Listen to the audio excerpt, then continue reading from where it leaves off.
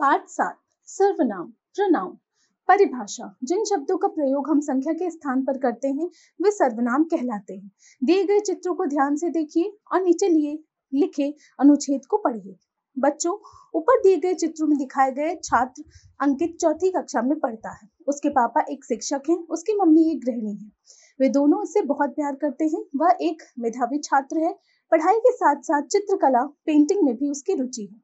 यहाँ आपने देखा कि रंगीन शब्द उसके, उसकी, उसे, वह, उसकी शब्द अंकित के लिए आए हैं और वे शब्द अंकित की मम्मी के लिए एवं पापा के लिए आए हैं।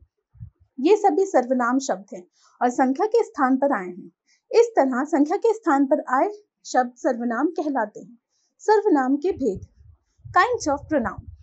सर्वनाम के 6 भेद होते हैं। पुरुषवाचक सर्वनाम, निश्चयवाचक सर्वनाम, अनिश्चयवाचक सर्वनाम, प्रश्नवाचक सर्वनाम, संबंधवाचक सर्वनाम, निजवाचक सर्वनाम।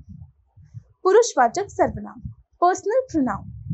वे सर्वनाम जो अपने लिए तथा अन्य व्यक्ति के लिए प्रयोग में लाए जाते हैं उन्हें पुरुषवाचक सर्वनाम कहते हैं, जैसे मैं, तुम, वह आदि। पुरुषवाचक सर्वनाम के 3 भेद होते हैं। उत्तम पुरुष फर्स्ट पर्सन। वे शब्द जो कर्ता अपने लिए प्रयोग करता है उन्हें उत्तम पुरुष कहते हैं, जैसे मैं, मेरा, हम, हमारा, हमें, मुझे आदि।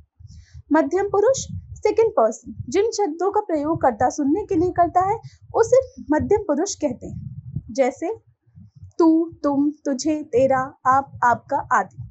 अन्य पुरुष थर्ड पर्सन। जिन शब्दों का प्रयोग अन्य के लिए किया जाता है उन्हें अन्य पुरुष कहते हैं, जैसे वह, वे, उसे, उसको, उन्हें, उनको आदि। निश्चयवाचक सर्वनाम डेफिनेट प्रोनाउन।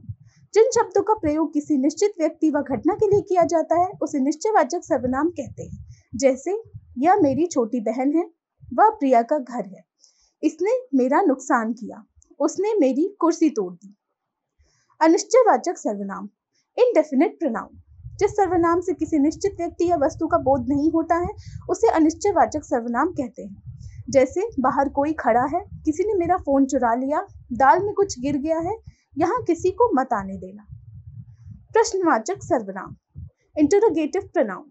जिन सर्वनामों का प्रयोग प्रश्न पूछने से किया जाता है उन्हें प्रश्नवाचक सर्वनाम कहते हैं, जैसे तुम्हारे घर कौन आया है, यह सुंदर फ्रॉक किसकी है। संबंधवाचक सर्वनाम रिलेटिव प्रोनाउन। जो सर्वनाम शब्द वाक्य में आए अन्य सर्वनामों से अपना संबंध प्रकट करते हैं वे संबंधवाचक सर्वनाम कहलाते हैं, जैसे जैसा करोगे वैसा भरोगे, जो करेगा सो खाएगा।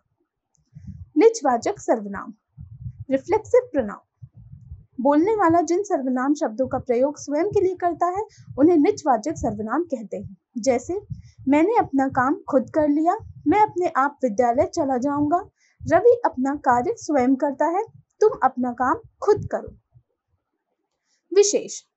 आप शब्द का प्रयोग अपनों से बड़ों के लिए तुम के स्थान पर आप का प्रयोग किया जाता है, जैसे आप यहाँ बैठिए, मैं आपके आदेश का पालन करूंगा। निजवाचक सर्वनाम के रूप में आपका प्रयोग अपने आप के अर्थ में होता है, जैसे मैं अपने कपड़े अपने आप धोता हूँ, मैं अपने आप चला जाऊंगा। ज्ञान बोध। सर्वनाम शब्द स्त्रीलिंग और पुल्लिंग दोनों में समान रहते हैं। क्रिया से उनके स्त्री या पुरुष होने का पता चलता है, जैसे मैं खेल रहा हूँ पुल्लिंग, मैं खेल रही हूँ स्त्रीलिंग, वह पढ़ रहा है पुल्लिंग, वह पढ़ रही है स्त्रीलिंग। संज्ञा के भांति सर्वनाम शब्दों के भी एक वचन तथा बहुवचन होते हैं। एक वचन मैं, वह, तुम, यहाँ, उसे, इसे आदि। बहुवचन हम, वे, तुम सब, ये, उन्हें, इन्हें आदि। अब आपने जाना कि रिवीजन। संख्या के स्थान पर प्रयोग किए जाने वाले शब्द सर्वनाम कहलाते हैं। सर्वनाम के 6 भेद होते हैं। पुरुषवाचक, निश्चयवाचक, अनिश्चयवाचक, प्रश्नवाचक, संबंधवाचक, निजवाचक। पुरुषवाचक सर्वनाम के 3 भेद होते हैं। उत्तम पुरुष, मध्यम पुरुष, अन्य पुरुष। सर्वनाम शब्द स्त्रीलिंग तथा पुल्लिंग दोनों में समान रहते हैं। अपनों से बड़ों के लिए तुम के स्थान पर आप का प्रयोग किया जाता है।